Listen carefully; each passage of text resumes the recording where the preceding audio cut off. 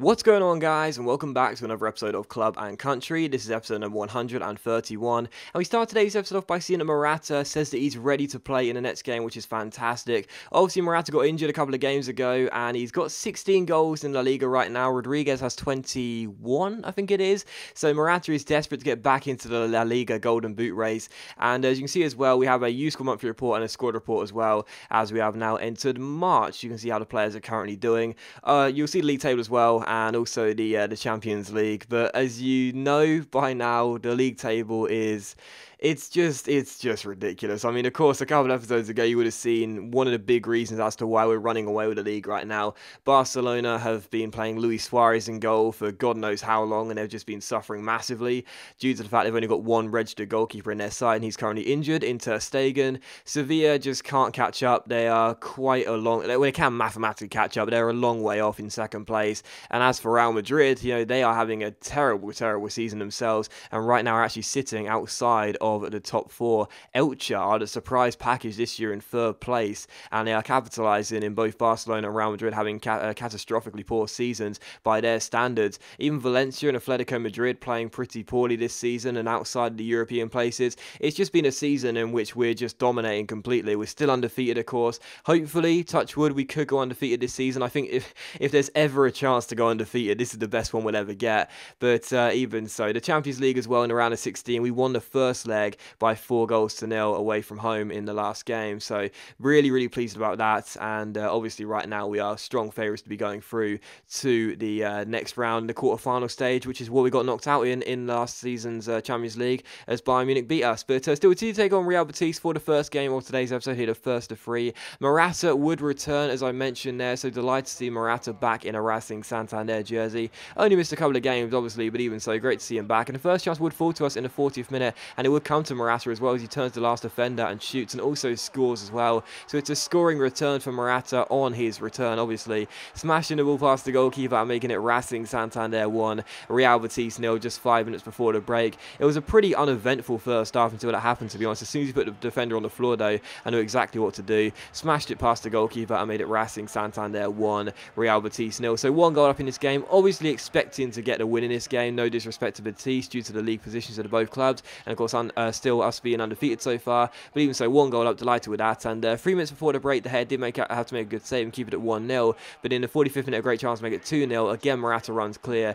but this time the shot is off target and it's still 1-0. But even so, the first half, not too much action. In the second half, though, 15 minutes after the restart, young Hanalise gets on the ball, back heels it towards Paco Candela, who crosses the ball in, and Morata gets his second goal of the game on his return from injury. Really good header there, and it makes it Racing Santander 2, Real Betis 0. And he says to the defender as well, that's what you get for shoving me as soon as I scored a goal. You can't defend me in the air, that's fair enough, but don't push me to the floor afterwards. Runs up to him, gives him the Hulk celebration, and says that's what you get for being disrespectful. So Racing Santander 2, Real Betis 0. Morata with his second goal of the game. He's 18th in La Liga now this season, catching up to Jesse Rodriguez. That golden boot race is more exciting than the title race right now, but even so, 2-0 to Racing Santander. And the final chance would fall here in stoppage time as Pedro Obiang plays the ball out wide towards Moy Gomez off the bench. Gomez has space here to cross, instead cuts inside with a fake shot, then picks out Obiang again. Obiang finds Roy Herranz, but he's denied by a good save by our former goalkeeper Fernando Pacheco, and Betis get the ball away. But it was that goalkeeper who was celebrating, though. He gets another clean sheet this season. He's already got quite a few, and we do complete the win by 2-0. Both goals coming through Morata on his return to injury. And yeah, I mean, I don't like to be cocky. I really don't like to be arrogant, but the fact of the matter is, you can see after that win, we've only just begun March, and we've already guaranteed a Europa League place come the end of the season. We could lose every single game up until now, until the end of the season. From now up until the end of the season, and we'll still be guaranteed to play in Europa League next season. It's just absolutely absurd how far in front we are right now. And as you can see by the league table as well, after that win, as we come into this game against Real Valladolid, the gap between us and Sevilla is currently 19 points even. You know, 19 points with 11 games to go. It's looking increasingly likely that we'll win this league title with quite a few games to spare. But we take on Real Valladolid for the second of 3 games of today's episode here, hoping for another win. And the first chance would fall here early on in the game, 15 minutes in, as Concha Salas receives the ball and finds Ranieri Aguza. Aguza, our young midfielder, takes it around his man with a quick little fake shot, has space to shoot and does so. It's a good save by the goalkeeper though, and Valladolid get the ball away, so still 0-0. In the 18th minute though, he would indeed take the lead, and it came through Pablo Concha Salas, a rare goal scorer for us, but even so, he does get the goal here to make it 1-0. Nice cross in from the centre, from the corner, and Concha Salas loses man, heads it past the goalkeeper, who didn't even attempt to make a save, just watched the ball go past him, and it's Real Valladolid 0, Racing 1, as Concha Salas gets his second goal in La Liga this season. So 1-0 to Racing Santander, and as you could see with the team as well, we did make 10 changes to the side. The only player that started the game that played in the last game was David De Gea, who made a good save there to keep it at 1-0, because we had a game against Sevilla, who are in second place in the next game in midweek. So still 1-0 to Racing Santander though,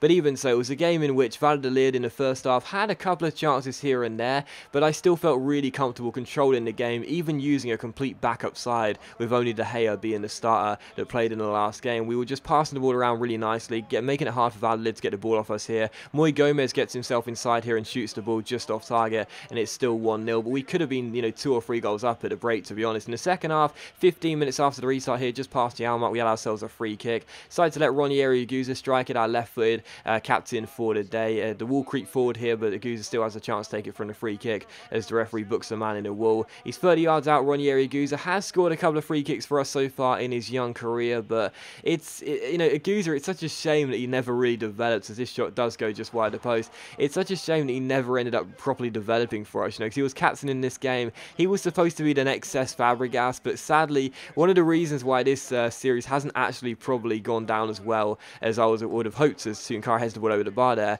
is because of the growth system in this year's FIFA, because so many players don't grow when they should, really, in terms of their good form and the fact they've always got good potential. You look at the likes of Ruben Blanco, for example, you look at the likes of Ranieri Aguza, Sergio Buenacasa, there are loads of names I can pick out due to their potentials essentially not exactly being locked, but never looking like they'll ever get achieved due to the fact their ratings just don't grow when they should. It's one of the reasons why this series probably has been not as exciting for a lot of people, because they don't get to see the growth as they'll be hoping, and I'll be hoping as well, because when I use these players and they play really well, there are so many players we've had in this Racing Santander side that have never made it due to the fact they haven't grown, and this game does finish 1-0 as we get the only goal of the game for Concha Salas there. Should have won it by 2 or 3, but even so, great to get the win. It is a shame knowing that is one of the big reasons why the series probably hasn't gone down as well as I was hoping, especially in the last couple of seasons. Interest dropped off quite a bit, and it probably is my fault for not doing things sooner, like managing Spain, for example.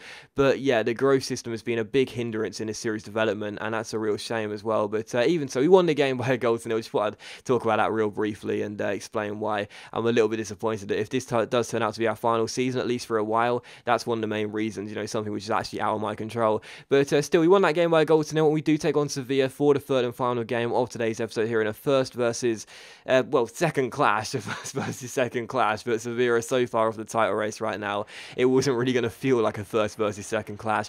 Whenever the top 2 sides usually meet in a league competition, it's one of the biggest games of the season, but to be honest, coming into this game, I wasn't really that fussed, because even if Sevilla did become the first side to beat us this season in the league, we're still so many points ahead of them, it will barely matter, to be honest. But still, the first chance did fall to Sevilla, but that header went wide of the post. But in the 21st minute, we pass our way out from the back from the goal kick. Jesse Rodriguez plays a lovely ball over the top towards Morata. Great chance here as he turns to the defender, gets himself inside the area, goes through to shoot as well, but Beto makes a good save, and the Portuguese goalkeeper keeps it at 0-0. So good stop there, and we are still goalless as things stood. But from the throw in here, we win. Pedro Obiang plays it inside towards Jesse Rodriguez. Rodriguez turns Vidal, gets past him again with a quick little step over here, has space to cross, does so, picks out Morata, and Alvaro Morata makes it Racing 1, Sevilla 0. So Morata getting the goal, celebrating with Rodriguez, who is going to win that golden boot race. That's much more exciting than who's going to win the title, because we know it's most likely going to be us. But even so, Morata now has 19 goals in La Liga this season, and he makes it Racing 1, Sevilla 0. But in the 45th minute here, Paco Candela turns his man down the left-hand side with a nice piece of skill, keeps on going, takes it round Lopez. Lovely little run here from Paco Candela, almost caps it off with a nice goal as well, but Beto stands big at his near post and keeps it at 1-0. So we're still a goal up in this game going into the break. In the second half though, Baca went pretty close here from this free kick. The Colombian strike goes just over the bar and behind for a goal kick, so we're still 1 goal up in the game. And in the 65th minute again, Baca comes forward here down the right hand side, back heels towards Eva Banega, but De Gea makes the save, and Obiang turns it behind for a corner. So still Racing Santander Santander 1, Sevilla 0. But from the resulting corner, Lopez crosses the ball into the centre. We head the ball away, but it's not fully dealt with. As Zacinho picks it up and finds Mbia. Mbia finds Banega, back to Mbia, back to Ava Banega, turns his man in, finds Vidal. Vidal shoots, and it's a really, really, really nice goal, or so I thought, because Vidal gets the goal there, then puts the ball into the back of the net for a second time whilst he's celebrating. But as you'll see on the replay here, it was actually just a bit of a shame, because De Gea, who was playing pretty well, is beaten by a slight deflection from Borja Lopez. But if it doesn't clip the leg, De Gea is probably going to save that. So it's a nice enough strike and everything, but it takes a deflection, and that's why the goal was scored. But still, Racing 1, Sevilla 1. The final chance would fall to Sevilla here with 8 minutes to go, as Duvan Zapata's on the ball and finds his man down the left-hand side. Eventually, Carvajal makes a challenge, but the cross still comes in. De Gea turns behind for a corner, and it's still 1-1. And it was how the game would finish as well. Racing 1, Sevilla 1. So in a first versus barely second clash, we do get ourselves a point, and that basically ends all hopes of Sevilla catching up to us in the title race, and it's surely going to be ours. And I guess if nothing else, it's good to know we did did fail to lose to second place, and that means that we should hopefully now, with the final few games, have a really good chance of finishing undefeated. But that does end the episode, guys. So as always, a big thank you for watching the video. Really hope you have enjoyed it. If you enjoyed the episode, then please do leave a like, and I'll see you for the next episode of Club and Country very soon.